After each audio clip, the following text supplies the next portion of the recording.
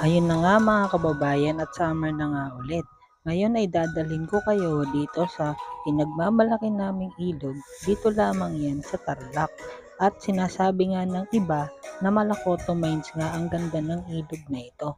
Kung makikita nyo, napakalinis at napakaganda ng ilog na ito. Para nga talaga siyang Koto Mine sa Sambales. Kung makikita nyo, may mga jumping tip din dito kung saan pwede kayong mag-enjoy sa paglundag-lundag dito sa ilog na ito.